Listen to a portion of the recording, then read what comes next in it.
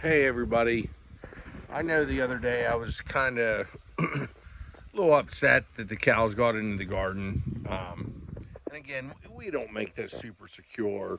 I mean, I still don't know how they got in. What I would say is now this fence is even down more than what it was when they were in here. The fence was up like this. So I guess what I'm getting at is there was no spot that we could technically see that they tore through this or anything. They obviously jumped it. But what I want to get at is I was really upset because I mean if you can see here they kind of really messed the corn up. But you know what? They didn't. How I'm looking at it is I do this all for fun, but I'm going to try to keep every seed from any of these corn stalks that make it. So I used to always be like, man, this Blade Butcher, and this isn't even all that high. Like I've had ones that, I mean, if you see videos, I'm reaching like this, and they're up there, the corn cobs. So what I'm getting at is, I can see why this I don't know what you call it, a line of corn sets the ears so high. If you look down here, if it was like, I don't know if you probably can't see it there. Yeah, whatever. There's the culprits again. Over here, which you can't see the ears. The ears, what I would say would be, and again, I'm not knocking the corn we grow today. I'm not. I'm just saying I can see why the old heirlooms are set so high now. Because if you have animals that come through that can, and yes, some got trampled. Don't get me wrong, some got trampled. But the stalks that didn't get trampled, they set their ears so high. And I was always like, there's no way a raccoon's getting that high anyhow to get corn stalk. Well, back in the day, corn wasn't worried about raccoons. I mean, it was, but it wasn't. So when you have a small ruminant come through, and I'm sure you can see in here, they stripped her down, man. But we still have ears and silks forming up higher with our tassels. So I'm just being honest. I'm looking at this as a positive now.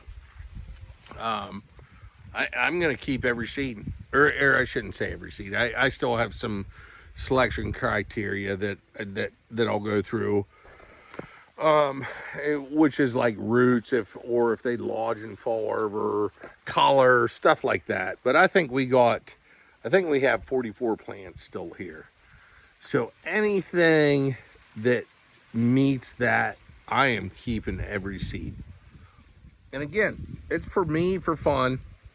So that's the nice thing with heirlooms. If you start planting heirlooms, you figure out what you want, what you are breeding them for, keep the seeds back, and just keep doing it. Nobody can tell you're wrong because you're not. You can pick out what how do I want to put that? Like what genetics you want to come out of that heirloom. Because they'll start showing it, and they will definitely be healthier in your area if you do that, and just a lot of things. Color, you can start selecting for height, whatever it is. For me, on these it's definitely a lot of color, but I'm going to use this as an advantage to select seeds for corn plants can be stripped down like this and look like, basically like that with a little bit of top. And anything that produces seed, I'm keeping them. It's just going to make a hardier plant, something that's more resilient to anything. I mean, you not just your environment, animals that are around, anything like that. So, I mean, again, I always get long-winded, but I'm really impressed here. I mean, there's some silks. There's silks. Here, I'll walk through. I mean, these are still, and again, we planted these ones in the exact same spots, literally.